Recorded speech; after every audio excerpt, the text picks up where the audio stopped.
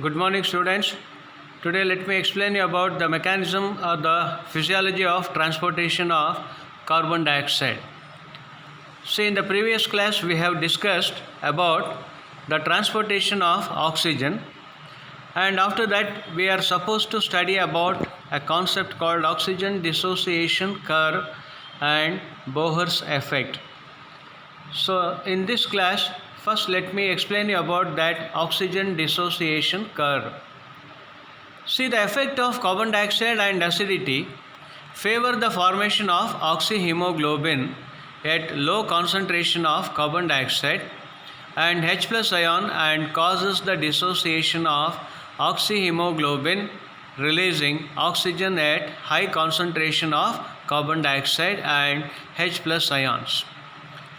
And this shift in curve of oxyhemoglobin due to the concentration of carbon dioxide at given partial pressure of oxygen is known as Bohr's effect. So this is called Bohr's effect because the physiologist by name Bohr has observed this phenomenon for the first time, wherein at the tissue level or the cellular level there will be the increased presence of the carbon dioxide and H plus ions, and under such a situation the oxyhemoglobin gets dissociated to liberate oxygen into the tissues or the cells, and that hemoglobin which is got separated will combine with the carbon dioxide from the tissue level, and that will be carrying that carbon dioxide to the alveolar level or lung level for the further elimination of carbon dioxide. So this phenomenon is referred to as Bohr's effect. The amount of oxygen taken up by hemoglobin at particular time to form oxyhemoglobin is called percentage saturation, and the graph of percentage of oxygen saturation of hemoglobin plotted against partial pressure of oxygen is called oxygen dissociation curve.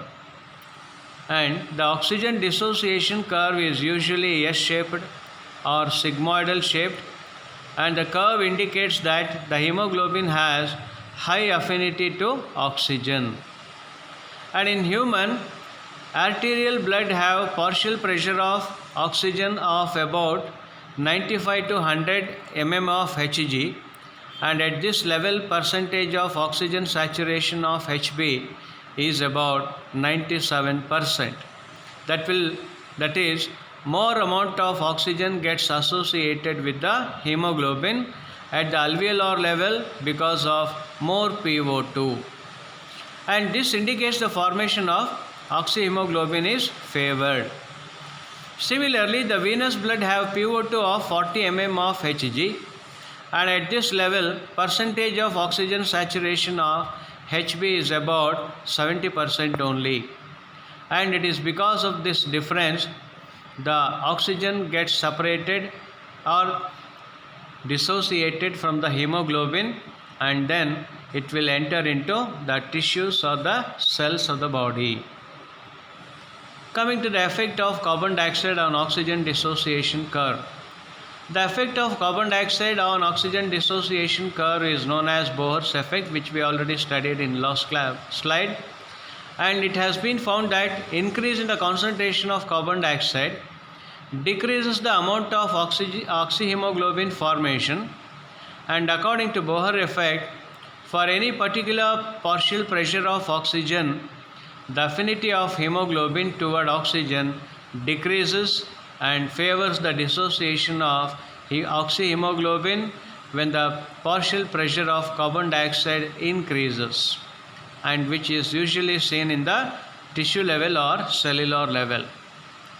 And it means higher carbon dioxide concentration causes the dissociation of HbO2, that is oxyhemoglobin, releasing free oxygen, and increase in the PCO2 shifts the oxygen dissociation curve downwards, and higher PCO2 lowers the affinity of hemoglobin for oxygen.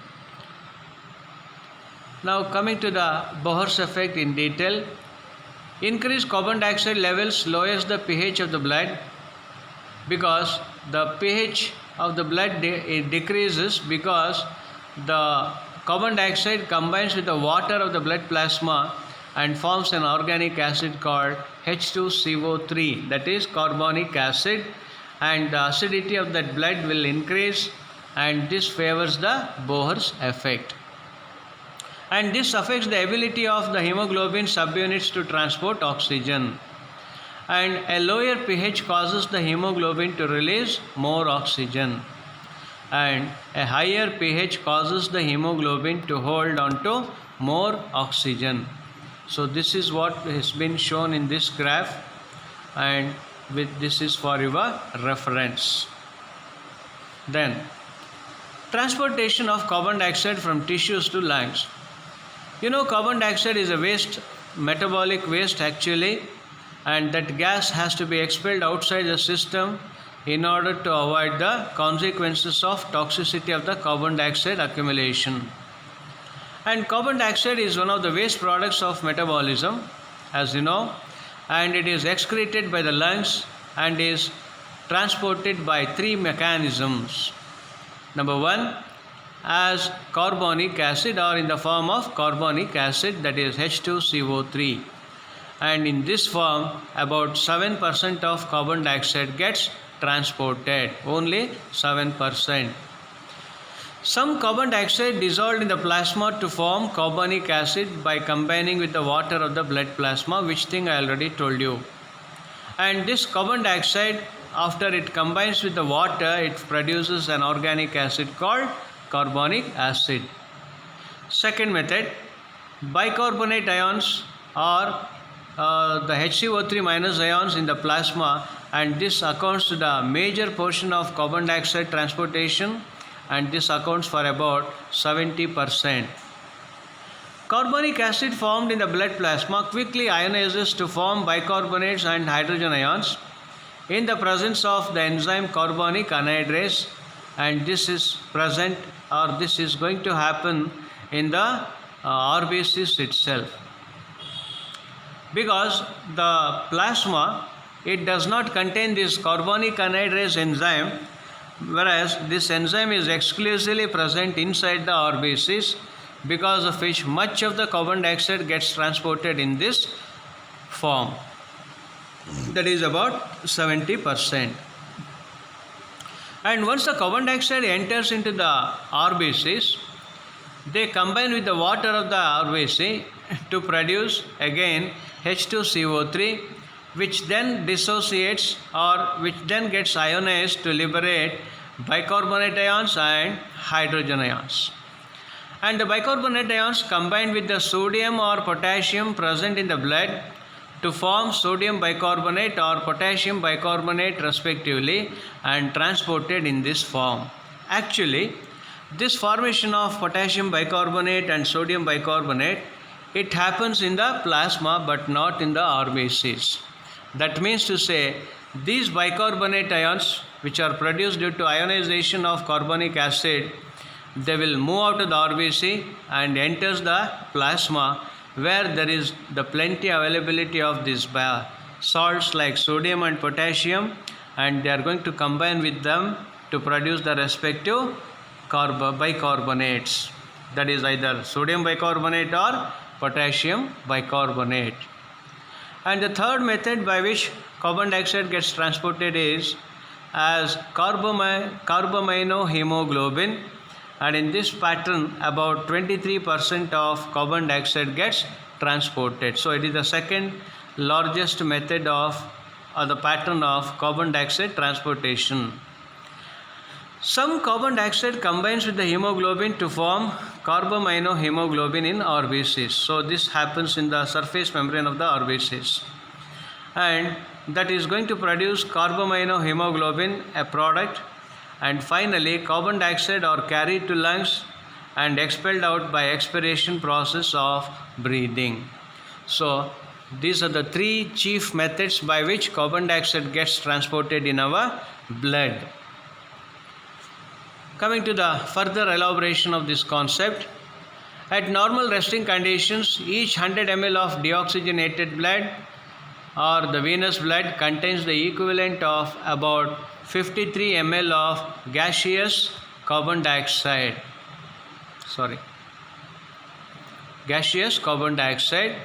which is transported in the blood in three main forms, that is dissolved carbon dioxide, as I told you already in the previous slide. The smallest percentage, about 7%, is dissolved in the blood plasma. On reaching the lungs, it diffuses into alveolar air and is exhaled outside. And the second method, this also I have explained, that is in the form of carbamino compounds. About 23% of carbon dioxide gets transported in this form. There, the carbon dioxide combines with amino groups of the amino acids and proteins in the blood to form carbamino compounds. And the main carbon dioxide binding sites are the terminal amino acids in the 2-alpha and 2-beta globin chains. And hemoglobin that has bound carbon dioxide is termed as carbamino hemoglobin. And the reaction is shown here, which is for your reference. And the third method, this also I have explained, that is in the form of bicarbonate ions. And now coming to chloride shift or hamburger phenomenon. See, the greater proportion of carbon dioxide is transported in the form of bicarbonates, which we already studied. The carbon dioxide reacted with the water of the cytoplasm in the presence of enzyme carbonic anhydrase to form carbonic acid. And the carbonic acid is a weak acid which undergoes partial dissociation to yield H plus ions and HCO3 minus ions, that is hydrogen ions and bicarbonate ions respectively. The given reaction mostly occurs inside RBCs because the enzyme carbonic anhydrase is abundant there. So this shift, what we call it as chloride shift, so that has been clearly explained in this diagrammatic representation. So this is what the carbon dioxide that is released or liberated from the tissues, and some amount of which will enter into plasma and some major amount will enter into RBCs, where that carbon dioxide, it combines with water of the RBCs to liberate or to produce H2CO3, that is carbonic acid, and this happens in the presence of the enzyme carbonic anhydrase. And this H2CO3 later it gets dissociated to produce HCO3 minus ions and H plus ions. And those HCO3 minus ions, that is carbonate ions, they come out of the RBCs into the plasma, and in exchange to that, the chloride ions present inside the plasma will enter inside the RBC. So that is what has been shown here in the diagram. And this shift is what is referred to as chloride shift, or it is also called Hamburger's phenomenon. Can you guess why it is called chloride shift? It is very simple, that as and when these bicarbonate ions comes out of the RBC, there will be a disturbance in the electron neutrality of the RBC as well as in the plasma, because these negatively charged bicarbonate ions have moved out of the RBCs and they happen to enter into the plasma, where it disturbs the electron neutrality of both RBCs and blood plasma. And to maintain this electron neutrality, what happens is, these chloride ions present in the plasma, they will enter into the RBC and they will produce the compound what is called as sodium bicarbonate and potassium bicarbonate, that happens in the plasma itself. You may ask one question, that how these sodium and potassium ions are made available in the plasma. You know, our blood is salty in taste, and that is because of the presence of these two major salts like sodium bicarbonate and potassium bicarbonate. And this sodium and potassium bicarbonate, they undergoes ionization or dissociation to liberate sodium ions and potassium ions respectively. And those chloride ions which have been released here due to ionization of the sodium and potassium bicarbonate, those chloride ions will move into the RBC, and they are going to combine with hydrogen ions to produce HCl, or what is called as a very mild organic acid. And some of those H plus ions, they will combine with the hemoglobin to produce HHbO2, that is hemoglobinic acid. Okay, and that hemoglobinic acid later it undergoes dissociation to produce oxygen and hemoglobinic acid, and that oxygen will come out of the RBC and happens to enter into the plasma. So this exchange of chloride ions with that of the sodium and potassium ions, we call it as chloride shift, and chloride shift happens mainly to maintain or to stabilize the electroneutrality of the blood plasma as well as the RBC. So that shift is what is called as chloride shift. Probably you have understood this phenomenon of chloride shift or Hamburger's phenomenon. So in the RBCs, carbon dioxide combines with water to form carbonic acid, which dissociates to give rise to hydrogen ions and bicarbonate ions in the presence of the enzyme carbonic anhydrase. This thing already I explained. And the bicarbonate ions then diffuses outside the RBCs in the plasma and combines with sodium ions or potassium ions to form respective bicarbonates.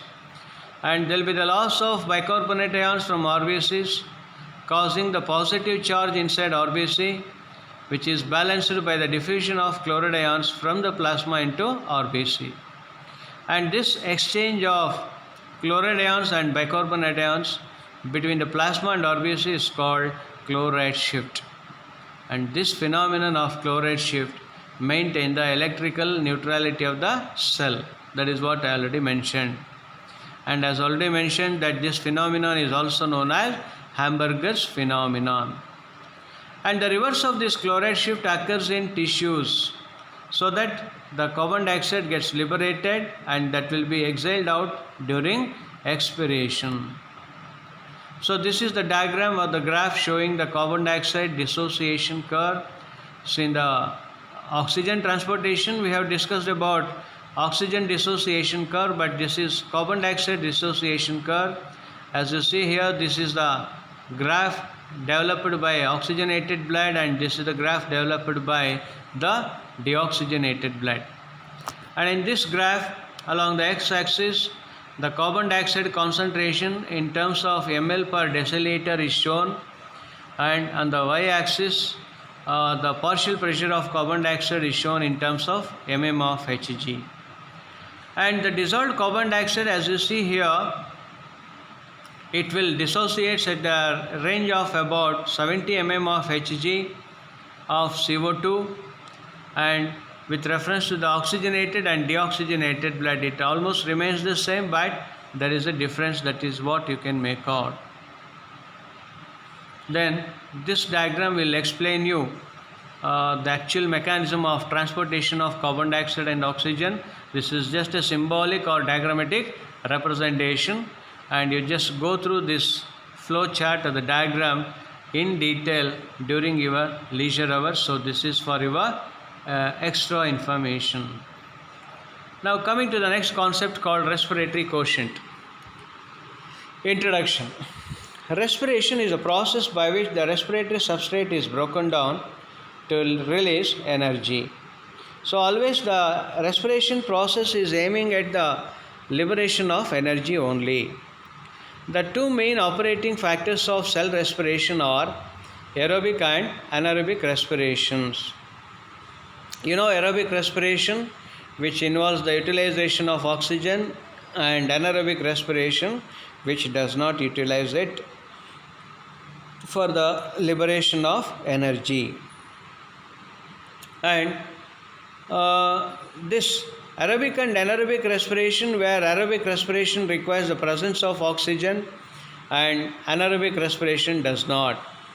And the most common respiratory substrate is glucose, for both aerobic and anaerobic type, which has a 6-carbon compound, as you know, C6H12O6, and the substrate is metabolized through glycolysis, TCA cycle, and ETS, that is electron transport system, and oxidative phosphorylation also occurs, the details of which you have already studied in PU level. Through these cycles, cells are able to produce and store ATPs, and carbon dioxide is produced as a byproduct, and it is important to understand the levels of carbon dioxide produced from different substrates, because toxic levels can be destructive to the body, and the healthcare professionals can recommend that a patient alter his own or her diet, particularly for those with pulmonary and liver conditions or the liver problems. That is to increase the release of carbon dioxide and avoid respiratory fatigueness. As well as this is being aimed at the utilization of a prognostic factor respectively. Then, the volume of carbon dioxide released over the volume of oxygen absorbed during respiration is called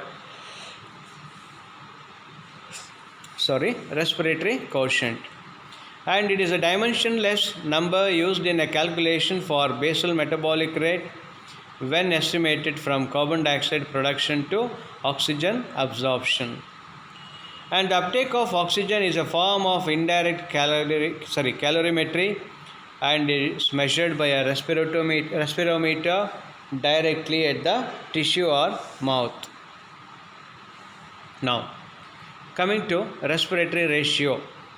It is the ratio between volume of carbon dioxide released by volume of oxygen absorbed, so which is otherwise known as respiratory quotient also. So, respiratory quotient, popularly abbreviated as RQ, it is the volume of carbon dioxide released by the volume of oxygen absorbed. That means how much amount of oxygen is utilized to liberate a known amount of carbon dioxide. It is calculated for a particular substrate, that is carbohydrates, organic acids, fats and proteins. And of all these materials,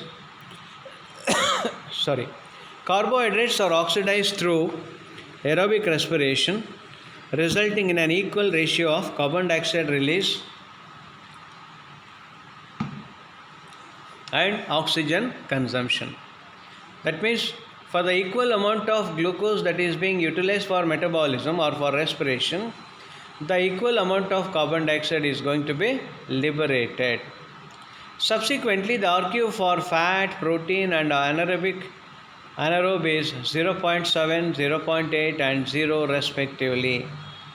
And if a mixture of the substrate is consumed, then the RQ ratio is collectively 0.8. Now, let us continue this here.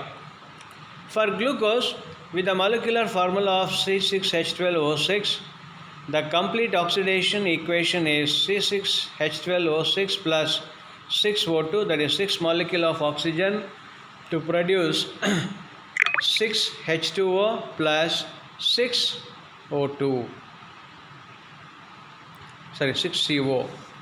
Thus, the RQ is 6CO by 6O, the 6CO2 by 6O2, that is equal to 1.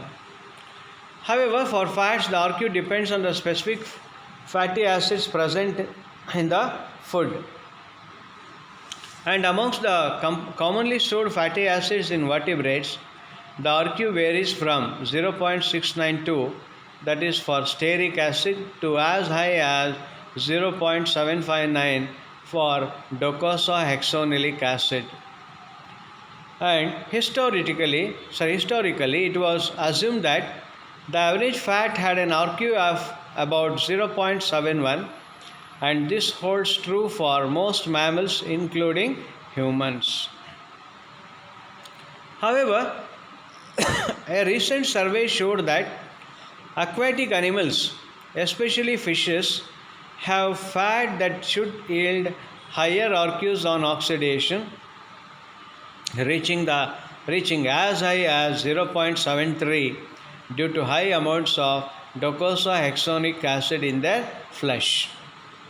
And the range of respiratory coefficients for organisms in metabolic balance usually ranges from 1.0, that is representing the value expected for pure carbohydrate oxygen, to less or equal 0.7, and the value expected for pure fat oxidation. So in general, for carbohydrates the value expected is 1, and for protein and fat it is lesser than 1. And in general, molecules that are more oxidized, example glucose, they require less oxygen to be fully metabolized and therefore have higher respiratory quotients. And conversely, the molecules that are less oxidized, that is fatty acids, require more oxygen for their complete metabolism and have lower respiratory quotients. So in a person who is consuming more of these non-vegetarian foods, generally the RQ value will be very high, especially if a person is consuming fishes, because fishes do contain more amount of such nutrient of materials that are required for our body. And if the respiratory quotient is, or if the respiratory substrate is glucose, it is almost yielding about 1.0 kilocalories of energy at the RQ value of 1, and that is a very good respiratory substrate or fuel. However, as this in the next slide, where I am going to explain you how it is varying here in the different respiratory substrates. Now coming to applications, that is applications of RQ value. Practical applications of the respiratory quotient can be found in severe cases of chronic obstructive pulmonary disease, that is COPD, in which patients spend a significant amount of energy on respiratory effort.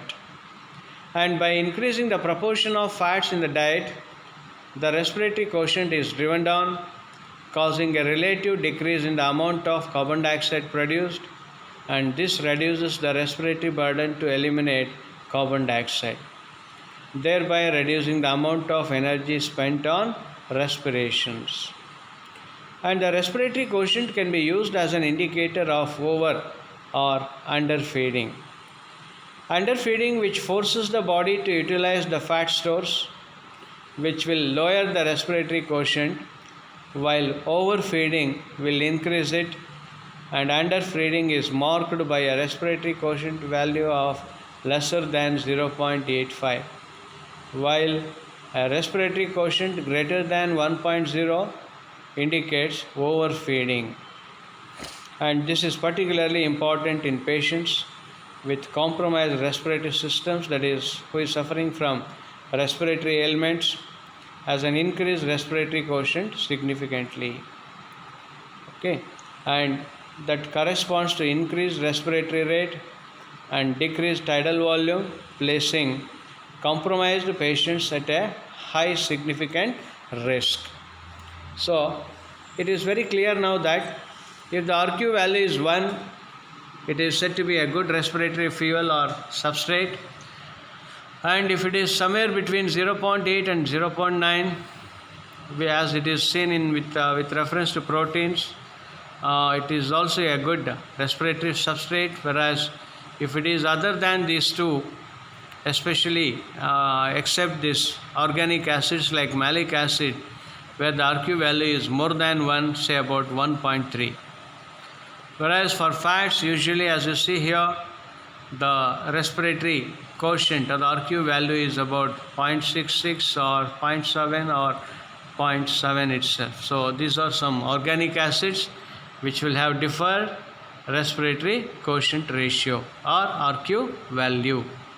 So this chart is again for your information. You just concentrate on this during your leisure time.